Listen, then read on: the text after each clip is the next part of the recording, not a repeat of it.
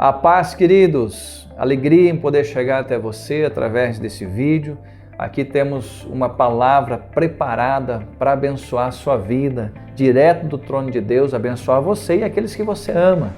Então, receba a palavra, aproveite também e já compartilhe ela, porque ela está aí para abençoar você. Ela é feita por você e para você. Deus te abençoe. Feche seus olhos. Pai Santo, em nome de Jesus, eu quero colocar diante de Ti cada vida que me ouve, que a Tua palavra entre na alma e separa a alma do espírito, juntas e medulas, porque ela está apta para discernir o que tem nas profundezas do coração. A Tua palavra, ela é viva e eficaz, ela é mais cortante que uma espada de 2 gumes, e ela penetra na alma e no espírito, e que a Tua palavra penetre nessa casa, nesta família, e corte todo o mal, toda obra impetuosa das trevas, e traga sobre essa casa, Senhor, o poder do Teu Espírito Santo, em nome de Jesus. Amém. Amém? Tem bastante gente aí? Como que está a galera aí do outro lado? Está tranquilo? Amém? Glória a Deus. Como vencer em tempos de crises? É o que mais as pessoas procuram, uma receita do como fazer ou o que fazer. Crises revela quem somos, o que pensamos e o que colheremos. Sabia que você pode colher no tempo de crise? Aí você vai me perguntar, bispa, como que isso é possível? Eu vou te explicar. Fala aí para o seu colega, seu irmão, seu amigo, né? A sua família que está com você, ela vai te explicar. Amém? A primeira coisa que você precisa saber é que o projeto de Deus é que você tenha o tempo todo e em todo o tempo o Espírito Santo dele em você. O projeto de Deus é que você tenha o tempo todo e em todo o tempo o Espírito Santo em você. Jesus teve um ministério de 3 anos apenas. O ministério de Jesus foi muito rápido. Por quê? Porque Jesus tinha pressa. Por que Jesus tinha pressa, bispa? Porque ele era limitado, ele era humano, ele tinha forma física.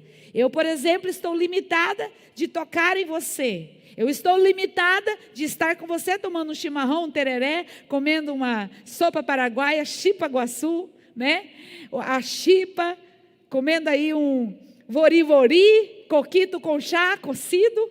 Falando em cocido, ganhamos um cocido essa semana maravilhoso, né? Então, nós somos limitados, mas o Espírito Santo, ele é Espírito, e ele adentra em toda a casa, em toda a família. Não há limite para o poder de Deus agir na sua vida e nas pessoas que você ama.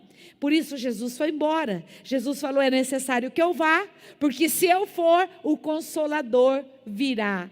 O Consolador, o Espírito Santo, ele já veio e ele está aqui. E a Bíblia diz que toda a terra vai se encher do Espírito Santo. E eu acredito que nesta hora é a hora de mais avivamento e reavivamento do mover e do poder do Espírito Santo sobre a sua vida, sobre a sua casa e sobre a sua família. Posso ouvir um amém? Então, eu quero te dizer, por que você vai vencer? Porque é propósito de Deus colocar o Espírito Santo dele em você para você vencer. Abra comigo a sua Bíblia no livro de Juízes. Nós vamos hoje estudar Juízes, capítulo 6, versículo 11. Abra comigo. Juízes 6, 11. Glória a Deus, aleluia. Juízes capítulo 6, verso 11. Oh, Deus amado. Estou vendo aqui o Fred, a Beth, Graciela, o Cícero, aqui no YouTube. O Elvio, glória a Deus. A Vivian. Pessoal, vai convidando aí a galera, ainda dá tempo de ouvir a palavra, amém? Glória a Deus. Vamos lá. Juízes 6:11. Então o anjo do Senhor veio Aniversário hoje do Júlio Barreto, do Resgate, e do Vicente, oficiais, parabéns, vamos orar no final. Glória a Deus. Juízes 6:11. Então veio o anjo do Senhor e assentou-se debaixo do carvalho que está em Ofra, que pertencia a Joás, a Biesrita, e Gideão, seu filho. Olha só, a palavra diz que Deus chama Gideão seu filho, né? E Gideão, seu filho, estava malhando o trigo no lagar, né? O Gideão, filho de Joás. Mas Deus já estava tratando Gideão como um filho. E ele estava malhando o trigo. Só que aonde que ele malhava trigo não era na eira. Lugar de malhar trigo é na eira. As eiras se encherão de trigo e os lagares de vinho. Então, lugar de trigo é na eira. E ele não estava na eira. Ele pegou e fez daquele lagar, que era um lugar de vinho, um lugar escuro, um lugar sem vento, um esconderijo. E ali ele estava malhando trigo. E a palavra diz que ele malhava o trigo para se salvar dos medianitas. Nessa época, os medianitas tinham governado sobre Israel. E versículos antes você vai ler que toda a colheita de Israel, os medianitas vinham como gafanhotos e destruía, consumia, pegava para eles. Por conta disso, por conta do medo, por conta do governo dos medianitas sobre Israel, Israel passou a morar em esconderijo. Israel passou a morar em caverna. E aí, Gideão estava malhando trigo no lagar, verso 12. Então, o anjo do Senhor lhe apareceu e disse: o Senhor é contigo, homem valoroso. Uau! Eu quero dizer para você que está aí, na sua casa, que está do outro lado, o Senhor é contigo, varão valoroso. O Senhor é contigo, varoa valente. O Senhor é contigo. O Senhor é contigo. E aí, no verso 13, olha o que diz no verso 13. Mas Gideão lhe respondeu: se o Senhor é conosco, por que todo esse mal sobreveio? Se o Senhor é conosco, por que tudo isso está acontecendo? E o que é de todas as suas maravilhas que os nossos pais contaram? Não nos fez o Senhor subir da terra do Egito? Porém agora, o Senhor nos desamparou. E Ele nos entregou na mão dos medianitas. Então o Senhor olhou para ele, verso 14, e disse: vai nesta tua força, e livrarás a Israel das mãos dos medianitas. Porventura não te enviei eu? Queridos, o anjo aparece, olhando que Gideão está no lugar que não era para ele estar. Lugar de lagar é vinho, e na eira você malha o trigo. Mas ele se esforçou, né? Ele se colocou naquele lagar escuro, e ali no lagar escuro, você pode pesquisar na internet, você vai ver que aonde espreme o vinho é escuro. Para você malhar o trigo, você de preferência tem que malhar o trigo no lugar claro. E você tem que malhar o trigo no lugar onde venta, para que o vento leve a palha e deixe as sementes, para que o vento te ajude. Você precisa malhar o trigo debaixo do vento e do mover e do poder do Espírito Santo. Você precisa malhar o trigo debaixo da vontade de Deus. E ali Gideão, ele estava colocando força no negócio, energia. Ele estava canalizando ali uma força, ele precisava daquela comida. E ele não podia malhar o trigo na eira, porque a eira era um campo aberto. E se ele malhasse em campo aberto, ele ia se expor aos inimigos. Então ele foi se esconder. Mas aonde você se esconde, Deus te encontra. Ei, você que está do outro lado dessa tela, não adianta você fugir de Deus. Você pode estar na tua casa, mas Deus vai te encontrar. E hoje mesmo eu quero ser um anjo do Senhor na sua vida, para dizer para você que o Senhor é contigo. O Senhor é contigo. Amém? Então, eu imagino que o anjo falou para ele: Gideão, você está fazendo o que é certo. Por quê? Ele não se deu por satisfeito, ele não ficou acomodado, ele não ficou no conforto, ele foi dar um jeito na vida dele, pela casa dele, pela família dele. Embora ele não podia malhar o trigo na eira, ele aproveitou, porque eles estavam em cavernas, e ele aproveitou e usou o que não era para malhar trigo, ele fez igualzinho nós fazemos. A gente dá um jeito. Nada vai nos deter, nada vai nos parar, né? Quem não tem cão, caça com gato. Não é essa a mensagem? Só que, presta atenção no detalhe. O anjo, parafraseando agora, eu vou parafrasear. Você está certo, Gideão. Você está fazendo o que é certo. Você não se conformou, você não se acovardou, mas eu quero te dizer, Gideão, você pode fazer melhor. Glória a Deus! Você está certo, mas você pode fazer melhor nessa quarentena. Você pode orar mais, você pode jejuar mais, você pode convidar mais pessoas para ouvir a palavra de Deus, você pode anunciar a palavra de Deus, você pode anunciar os seus cultos, as lives do bispo, as orações, você pode evangelizar alguém por telefone, você pode mais. Você está certo, você está se protegendo, você está certo, mas você pode fazer melhor.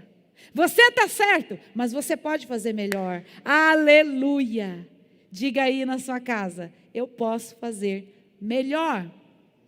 E aí, eu imagino o anjo falando com ele: até quando você vai passar a vida inteira malhando o trigo no lagar? Sabe o que o anjo estava dizendo para ele? Ei, Gideão, o Senhor é contigo, homem valente. O Senhor é contigo, o Senhor está contigo. Você não vai ficar malhando o trigo no lagar. Você não vai passar a vida inteira se escondendo. Ei, essa crise vai passar, e quando ela passar, você vai sair em vitória do outro lado, cheio de força, alegria, sabedoria, empreendimentos, negócios, colheitas, porque o Senhor é contigo. Posso ouvir um amém aí do outro lado? Não ouvi. Um amém mais forte. Amém! Esse aí acertou. Tem irmão que deu um grito, eu escutei. Estava aí tomando um tereré e deu um grito. Eu quero comentar rapidamente com você os 3 estados de Gideão. O estado número 1 é o estado físico. Aonde Gideão estava? No lagar. Malhando trigo. No lugar que não era para malhar trigo, ele fez ali um lugar. Ele transformou o lagar em lugar de eira. E ele estava ali na força do braço dele. Ele não se contentou, ele não se acovardou, ele não se conformou, e ele foi malhar trigo, ele foi trabalhar. Estado número 1 de Gideão, físico. E o estado número 2, estado emocional. Quando o Senhor falou para ele: vai nesta tua força, não te mandei eu, Gideão. Verso 15, o estado emocional de Gideão era o estado de coitadinho. Sabe o que ele falou no verso 15? Vamos ler aí no verso 15. Deixa eu abrir minha Bíblia aqui. Ele diz assim no versículo 15. Ai, Senhor, como que eu vou livrar Israel? Eis que a minha família é a mais pobre em Manassés, e eu sou o menor da casa do meu pai. Esse era o estado emocional. O estado que ele estava se rebaixando, o estado que ele não se via como o homem que Deus falou que ele era, um homem valente. O estado emocional de Gideão: sou menor, sou mais pequeno, minha família é mais pobre. Gideão olhou para as condições. Eu quero te dizer que o estado que você está, seja numa enfermidade, numa tristeza, numa angústia, seja o que for, não é o que você é. Isso vai passar e vai passar agora em nome de Jesus. Porque o que você é o que Deus te vê, não o que está acontecendo. Amém? E o estado 13 de Gideão, Bispa Carmen, é o estado espiritual, né? O estado espiritual de Gideão está no verso 14. Ele dizia: a minha família é a mais pobre. Mas no verso 14 ele disse: Deus nos desamparou. Deus se esqueceu de fazer milagre. Se o Senhor é conosco, então por que o coronavírus veio? Se o Senhor é conosco, por que temos que estar trancados em nossas casas? O estado espiritual dele era que ele estava afastado do amor, do poder, do perdão, da confiança, da fé, da esperança em Deus. E eu venho aqui ser um anjo do Senhor na sua vida, para dizer para você que teu estado físico vai ser transformado, a tua casa vai ter o melhor depois dessa crise. Eu venho aqui para te dizer, meu irmão, minha irmã, que Deus veio para mudar, através dessa palavra, Deus veio mudar o teu estado emocional, e Ele te afirma: você é valoroso, você é valorosa, eu estou contigo. E eu vim também para mudar o teu estado espiritual. A culpa não é de Deus. A culpa não é de Deus. Querido, querida, Deus está protegendo e guardando os seus. E através do clamor que a igreja vai levantar, Deus vai sarar a nossa terra. Amém? Amém? Glória a Deus. Então esses eram os 3 estados de Gideão. O tempo todo, o anjo conversa com Gideão, dizendo para ele: o Senhor é contigo, homem valente. Gideão fala o quê? O Senhor desamparou. Aí o anjo fala para ele: vai nesta tua força, que você tem força, você é pedra bruta, você está manhando trigo, vai nessa sua força. Aí ele diz: eu sou a menor, eu sou o menor da casa do meu pai, eu sou o mais pobre. E aí o tempo todo o anjo está empurrando Gideão para ter uma visão do futuro, uma visão do melhor, e Gideão está olhando para o passado. Enquanto você olha para o passado, ou enquanto você olha para as dificuldades, você não consegue visualizar a colheita que está vindo sobre a sua vida. Depois dessa crise, você vai ter mais energia, mais alegria, você vai ter mais vontade, você vai ter tudo, porque você está sendo renovado por Deus na sua casa. Amém? Glória a Deus. E agora eu quero falar, para terminar, sobre as 2 ofertas que Gideão ofereceu. Qual que é a oferta que ele ofereceu, bispo? Aí quando o anjo aparece lá para ele, aí ele fala assim: por enquanto eu hei de ser contigo, tu ferirás os medianitas como um só homem. Aí o Gideão se apressa e ele fala assim, verso 17: se agora eu tenho achado graça aos teus olhos, dá-me um sinal que és tu que fala comigo. Rogo-te que daqui não te aparte, eu vou ali preparar um presente, preparar uma oferta, e eu vou trazer diante de ti. Aí o anjo falou para ele: vai e eu vou te esperar. Ei, você que está do outro lado, a igreja está te esperando, a igreja está te aguardando.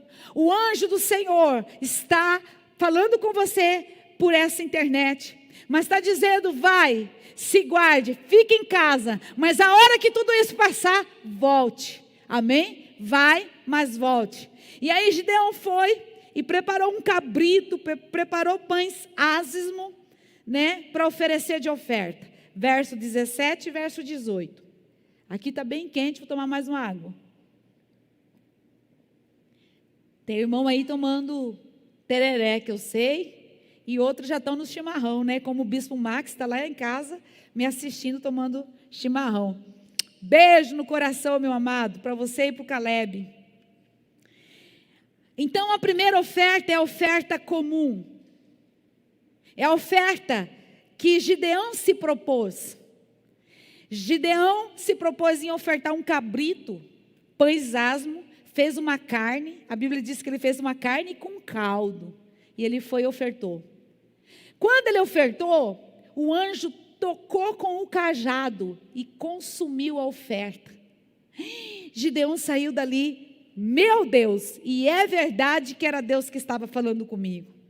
Você que estava duvidando dessa palavra, agora você vai ter fé nessa palavra, porque é verdade, é Deus que está falando com você aí na sua casa.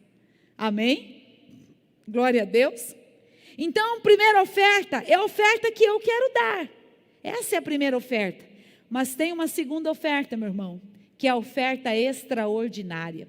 A oferta extraordinária é aquela que está no livro de Juízes ainda, capítulo 6, versículo 25. A palavra diz que Deus apareceu para ele de noite e falou para ele naquela mesma noite, verso 25, o Senhor disse: toma o boi que pertence ao teu pai, a saber, o segundo boi de 7 anos,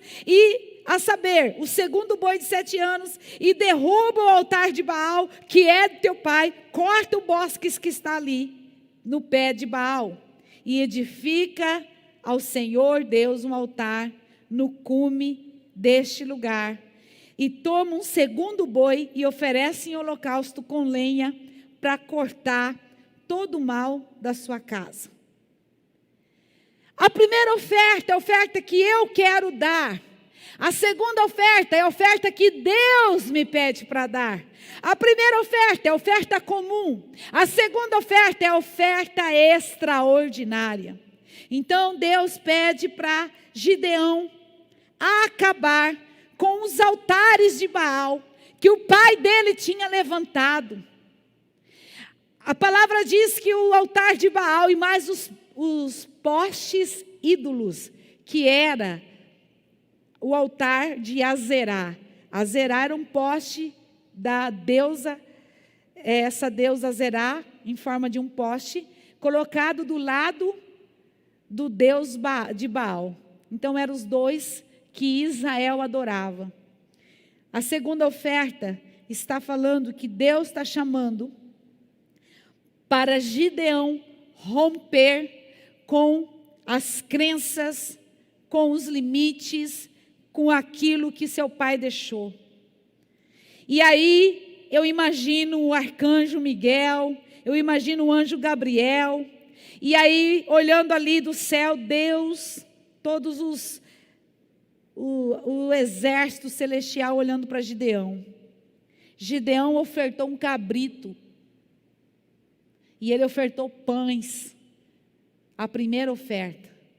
Na segunda oferta, Deus falou: eu quero algo mais. Eu quero uma oferta extraordinária. Eu quero uma oferta maior, Gideão. Eu não quero algo comum, eu quero mais.